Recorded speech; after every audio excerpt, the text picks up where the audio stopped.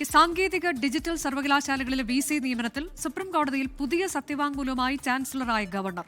സാങ്കേതിക സർവകലാശാല VCയായി doctor Ciza തോമസിനെയും digital സർവകലാശാല VCയായി ഡോക്ടർ പ്രിയ ചന്ദ്രനെയും നിയമിക്കണമെന്നാണ് ആവശ്യം. മുഖ്യമന്ത്രി നൽകിയ പേരുകൾ പരിഗണിക്കാൻ കഴിയില്ലെന്നാണ് ഗവർണറുടെ നിലപാട്. നാളെ കേസ് സുപ്രീം കോടതി പരിഗണിക്കാനിരിക്കെയാണ് ഗവർണറുടെ നീക്കം. അച്യുതൻ വിശദാംശങ്ങളുമായി. അച്യുതൻ, ഇക്കാര്യത്തിൽ സുപ്രീം കോടതി കൃത്യമായ മാർഗനിർദ്ദേശങ്ങൾ പുറപ്പെടുവിച്ചിട്ടുള്ളതാണ്. മുഖ്യമന്ത്രി നിർദ്ദേശിക്കുന്ന പട്ടിക എന്നത് സുപ്രീം കോടതി എടുത്തു പറഞ്ഞിട്ടുള്ള കാര്യവുമാണ്.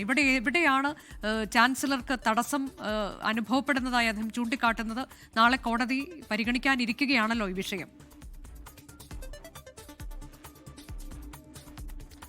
അനുജ, ഡിജിറ്റൽ സാങ്കേതിക സർവകലാശാലകളിലെ VC നിയമനത്തിലെ പ്രശ്നങ്ങൾ പരിഹരിച്ചുകൊണ്ടായിരുന്നു ഈ റിട്ടയർഡ് ജസ്റ്റിസ് ദൂലിയെ ചെയർമാനാക്കിക്കൊണ്ട് സുധാൻഷു ദൂലിയെ ചെയർമാനാക്കിക്കൊണ്ട് ഈ സെർച്ച് കമ്മിറ്റി രൂപീകരിക്കാനും അതിലൂടെ ഒരു പരിഹാരം കാണാനും സുപ്രീം കോടതി ശ്രമിച്ചത്. പക്ഷേ ഇവിടെ വീണ്ടും ആ ഒരു തർക്കങ്ങൾ വീണ്ടും ഉടലെടുക്കുന്നു എന്നതാണ്. പുതിയ സത്യവാങ്മൂലമാണ് ഗവർണർ ഇപ്പോൾ സുപ്രീം കോടതിയിൽ നൽകിയിരിക്കുന്നത്. അതിൽ പറയുന്നത് സാങ്കേതിക സർവകലാശാല VCയായി സിസ തോമസിനെ നിയമിക്കണം. ഒപ്പം തന്നെ ഡിജിറ്റൽ സർവകലാശാല VCയായി ഡോക്ടർ പ്രിയ ചന്ദ്രനെ നിയമിക്കണം.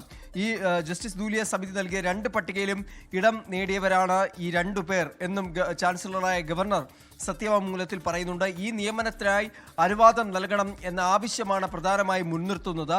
മുഖ്യമന്ത്രി മെറിറ്റ് അട്ടിമറിച്ചുകൊണ്ടാണ് ഈ പട്ടിക തീരുമാനിച്ചത് എന്നതും ചാൻസലർ ഈ ഒരു സത്യവാങ്മൂലത്തിൽ ആരോപിക്കുന്നുണ്ട്.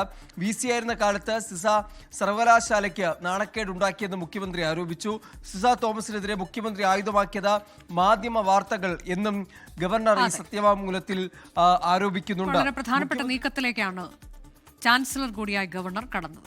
ലോകത്തെവിടെയായാലും ഏത് സമയത്തും 24 വാർത്തകളും ഓഗ്മെന്റഡ് റിയാലിറ്റി പാക്കേജുകളും എക്സ്പ്ലെയിനറുകളും വിശദമായി കാണാൻ ഞങ്ങളുടെ YouTube ചാനൽ നിങ്ങൾക്ക് സബ്സ്ക്രൈബ് ചെയ്യാം.